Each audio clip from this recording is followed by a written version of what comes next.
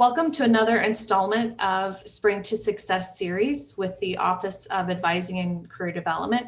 Today, our topic is Gain Cultural Perspective by Studying Abroad. And our guest speaker today is Jesse Reed. He's the coordinator of Global Educational Services. So Jesse, I will turn it over to you. Mandy said, I'm the coordinator of Global Educational Services, which is one half study abroad, one half international student services. But the only thing that you need to worry about is the study abroad half. And study abroad it's a broad field, pun intended, and that it's not just students going to study in other countries. Of course, that is a significant part of my job, is help getting students where they want to go. But a good portion of my job is also to maintain and build the relationships with Westminster's foreign partners abroad, as well as to try and develop and build new ones.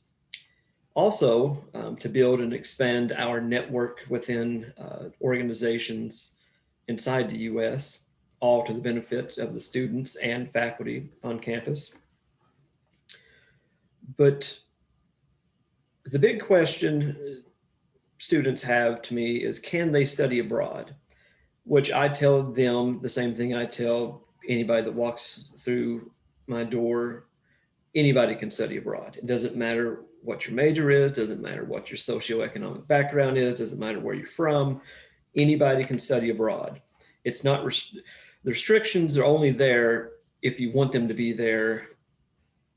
There are so many resources to help students study abroad and so many resources available specifically to get them to study abroad. And so one of the biggest deterrents for students wanting to study abroad or keeping them from studying abroad is their major. Of course, it is far easier if you're in the humanities or arts or social sciences to study abroad, but it's difficult if you're in the sciences, perhaps biology or biochemistry or chemistry, computer science, to study abroad, but it's not impossible. It just determines how long you can study abroad, where you can study abroad, and what courses you're going to be able to take while you are abroad.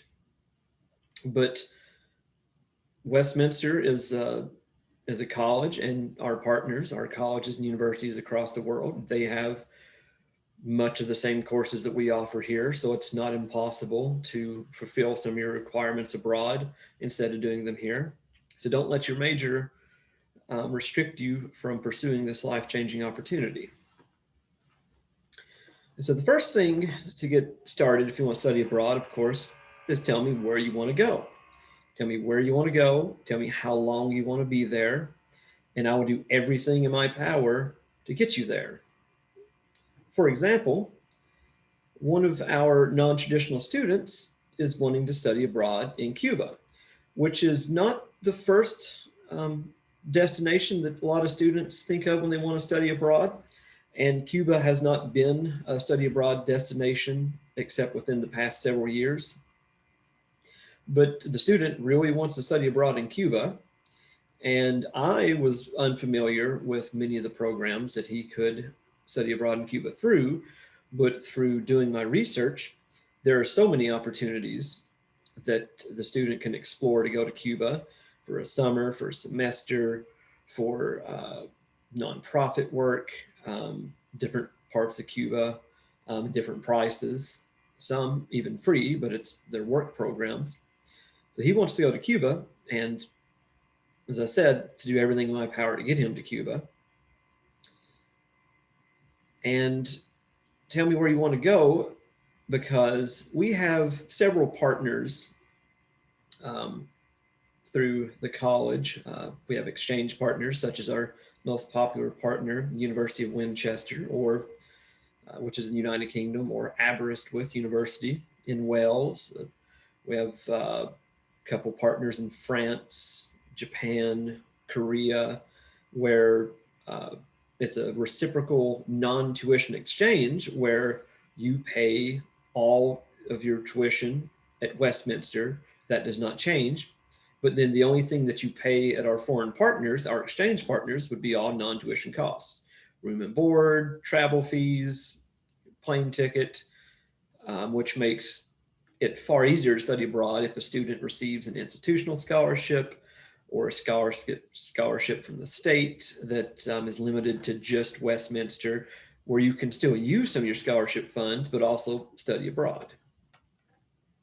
We also have several direct enrollment partners, such as the University of Oviedo or Jacobs University in Bremen, Germany, where you pay all of your fees directly to our direct enrollment partner. Instead of paying some of them Westminster, you pay all of your fees there. And from our list of exchange and direct enrollment partners, if there's a destination that's not on the list you want to go, that is not an issue at all, because we have several other partners and providers such as ISA and IES and AIFS that have numerous programs and options throughout the world for summers, semesters, and academic years that have a far more diverse and broad selection of universities and programs than we have here. And then even if they don't offer a program like I'm doing with the student wanting to go to Cuba, we can explore numerous external opportunities. So if there's somewhere you want to go, the first thing you have to do is tell me where you want to go and how long you want to get there. The next thing, which is usually the greatest deterrent to study abroad, aside from your major, that keeps the vast majority of students from even exploring the opportunities, are the cost. Because study abroad, like studying anywhere, costs money. But students don't understand how many different funding opportunities or scholarships or grants exist specifically to get students where they want to go. And part of my role is to help you find ways to fund your experience. Westminster itself offers two scholarships, the Cranshaw Scholarship and the Piper Scholarship, that funds a semester or a year abroad in the United Kingdom or Europe. But there are numerous external scholarships that I have helped and are helping students to explore. For example, if you're the child of an active service member in the United States Armed Forces, you qualify for the Gilman Scholarship that can pay the majority of your expenses for programs of any length. Several scholarships, if you receive the Pell Grant, several scholarships are available, specifically if you receive the Pell Grant. And then there are scholarships targeted towards studying critical languages. Say if you wanted to study in China, you're going to study Chinese. Scholarships exist specifically to get you there to study the language. And then there are region-specific scholarships. One of our students that is wanting to study abroad in Japan, our partner, Kansai Gaidai University in Osaka, I have helped her to apply for two scholarships. One is specific to Japan, and the other is specific to East Asia. And before I helped her do this research, I didn't know they exist, but now I do. And so there are so many wonderful opportunities to help you fund your experience. So cost should not be an issue, should not always be the issue when you want to study abroad, because it's something that we can easily overcome. And then you want to take into consideration the program length. If you're on a budget, of course, summers are going to be the cheapest option. Semesters will be more expensive. And then a year is usually the most expensive. And so depending on what your budget looks like, can also determine how long you want to study abroad. So if you don't have the money to study abroad for a full year, you could still do so for a semester. If you don't have the money for a semester, you can still do so over the summer.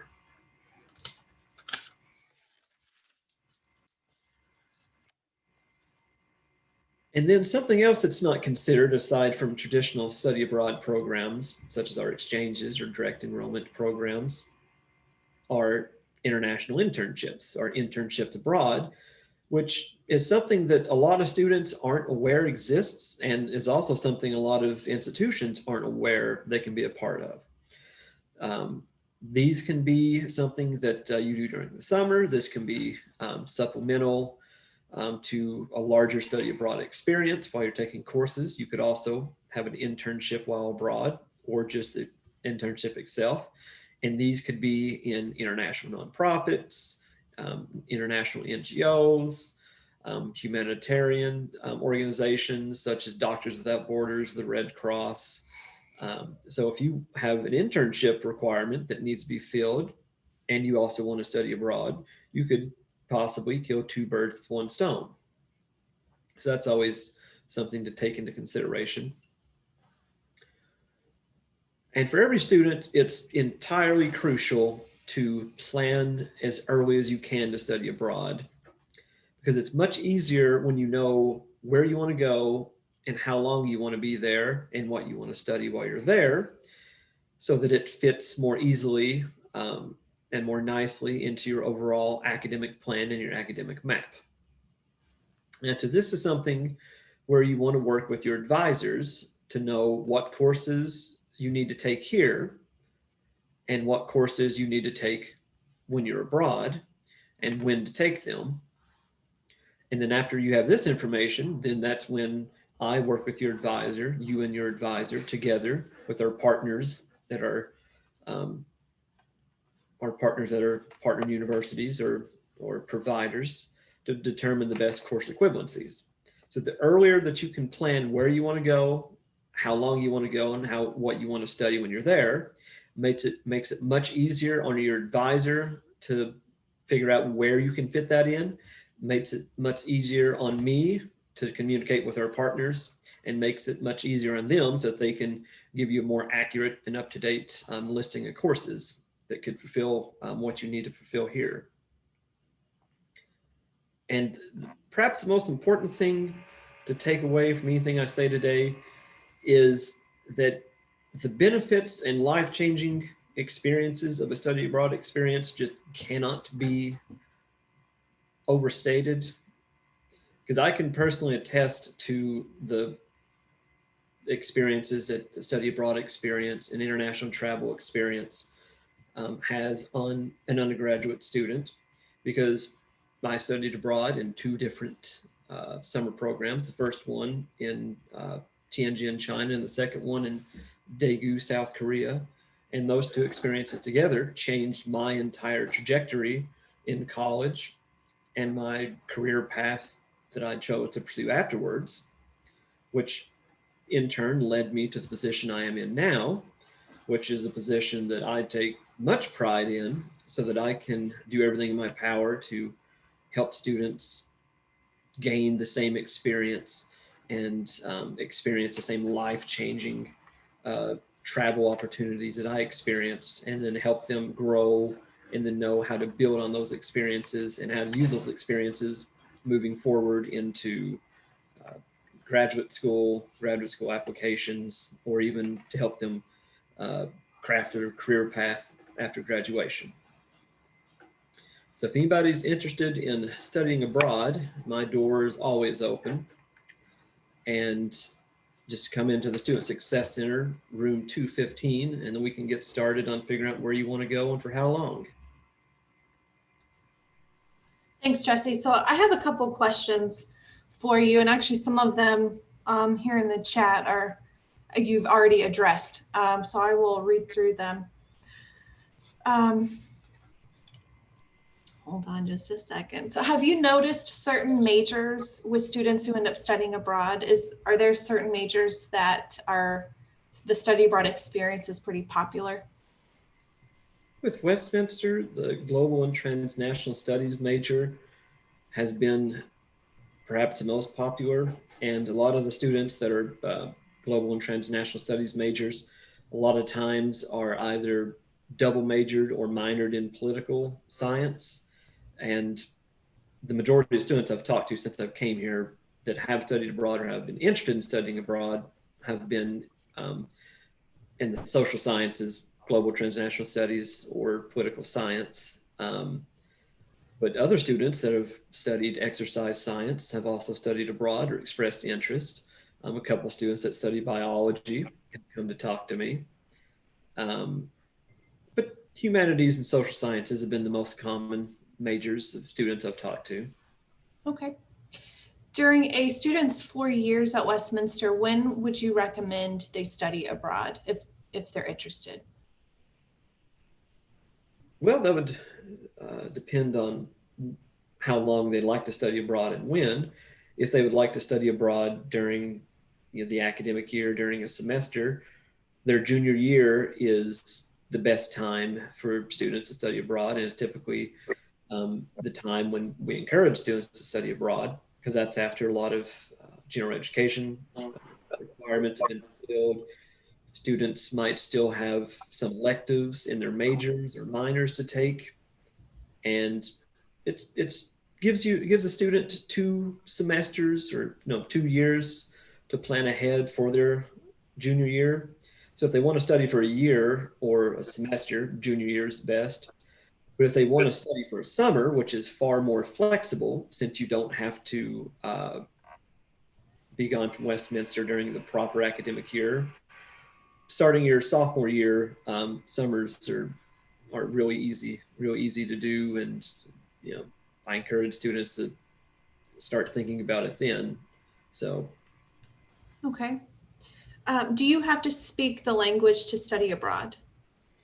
no, and I can tell you firsthand that that's not the case, because we have 2 partners in East Asia, in Japan and Korea, and I've studied in Korea and I've studied in China, and language should not be prohibitive factor, should not be a deterrent when wanting to study abroad. A lot of students choose our partners in the United Kingdom because it's an Anglophone country, it's an English speaking country, and they don't have to worry about not getting around. But say a student wanted to study for a semester at Hanyang University that we're partnered with in Seoul, South Korea, they take all their courses in English. They would have a full course load, 12, 15 hours. And all of their courses but one are taught in English. And the one course that they would take is a Korean language course, or the same would be if they studied in Japan. All their courses would be taught in English, and then they would take one language course.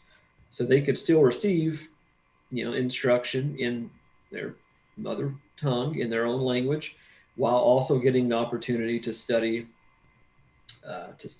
the language of the country, Korean or Japanese. And if any student is in political science or global and transnational studies, they would understand how interconnected the world is and how developed the world is. And English is the lingua franca in a lot of countries. And in my personal experience, if you don't speak Korean or Japanese when you first get there, a good portion of the population speaks English and are happy and eager to help you and to help you learn the local language. So if you don't know the language of the country, it should never be a factor that keeps you from studying abroad there. Okay. So what about the students who want to study abroad, let's say this semester or next fall? Will COVID prevent them from doing that? Or what have you heard so far regarding this pandemic and study abroad experiences? So the first thing I can say is study abroad is not dead, contrary to popular opinion. All the study abroad organizations, all of our partners are optimistic for the future and are still moving forward. We currently have one student abroad at the University of Winchester, though much of their course deliveries moved online, but she still is abroad. This semester would be tricky, but the fall semester, we have a lot of time between now and then for COVID to get better, for more vaccines to roll out. And everybody, we're confident at Westminster. Our partners are confident to receive students. Our third-party providers are confident. And so students want to study abroad in fall 2021. I would encourage them to start planning to do so, because it's a possibility, and I wouldn't say it's not a possibility until we get there. But until then, we're going to remain optimistic. Okay. Last question. Are there requirements for when or how soon a student can study abroad? Or will it depend on what their major is? Well, it depends on what their major is, or depends on what their situation at the college here is. If they're, which what I said towards the beginning, with the humanities and social sciences, it's a far more flexible than say the sciences proper. Because if you study biology, certain courses are only offered certain semesters, and certain courses have lab requirements that you may not be able to fulfill abroad. Um, but but but generally, with careful planning and working with your advisor and working with me and then my counterparts abroad, we can find the appropriate courses, or we can find close to appropriate equivalencies. But no, there's not a lot of courses that would be very restrictive on the student concerning study abroad, labs or specific internships, or like I said, courses that are only offered once every couple of semesters that they cannot miss. And then depending on if the student plays sports, that's also a big factor, because some students um, have sports requirements for the fall or the spring semester. And so that alone dictates when they could study abroad. We have, so I lied. We have a few more questions for you. A few more answers. So we have a small number of international students on campus. Are they able to study abroad as an international student in the US? The short answer is yes. The long answer is it depends on the student's case by case. Some students that come with an external scholarship have stringent requirements, and they don't have the funds from that scholarship to study abroad. They could find their own funds to study abroad, do so during a semester or summer. But that doesn't mean they can't study abroad. It just takes a lot more planning and finding appropriate scholarships in the budget. But students that come financing themselves or finance from their families, there's nothing stopping them from studying abroad if they want to. Or some students, such as students from United World Colleges program, they actually can participate in a program that's, let's say, tangential or heavily involved in semester at sea, which could be over the summer or semester, but it's something that's very much open to students from United World Colleges that's studying abroad, so that they can then study abroad while they're already studying abroad. Study abroad inception, but again, short answer is yes. International students can study abroad with the proper budgeting and planning and foresight. Okay. So what if students are really homesick or they just don't like it in their study abroad program? Are they able to quit and come back mid-semester? What's that process like for those students? Well, they can always quit and come back mid-semester, depending on um, depending on their situation. If they're funded by a scholarship, if they're privately funded, that could change things, because if they're funded by one of our scholarships or an external scholarship, a lot of times if they choose to exit the program midway through or come back midway through the semester, typically that breaches the terms of the scholarships, and then sometimes they have to repay that money. Sometimes they have to forego the rest of the money. Sometimes they're just not allowed to. But students can come back if they want to, but it's very important to also make it known to students that there are numerous mental health resources abroad. Our partners provide amazing assistance to students in their own international offices, their own clinics or wellness centers. And so mental health while studying abroad, be it culture shock or homesickness, is something that's just well understood in the field, and that we have a lot of resources, both in country and out of country, to help resolve. And then, for example, for students wanted to study abroad through one of our third-party providers, like AIFS, they have such resources built into their program fees, and have on-site staff and personnel that are specifically devoted to helping students get through homesickness or culture shock. So they can come back, but I don't recommend it because there are so many resources to help you get through homesickness or help you get through whatever difficult situations you're experiencing. Okay, Jesse, final question. We're going a little bit over, but that's totally fine. Related to resources for the students. So they have the resources at the partner school or at the school where they're at abroad. But what resources are they able to access from Westminster? Who is there? Are you still in contact with them throughout their experience? What can they get from our own campus? Well, when a Westminster student's abroad, they're, be it Africa, Asia, or Europe, they're still a Westminster student, and they still have full support of the college in whatever way we can offer it.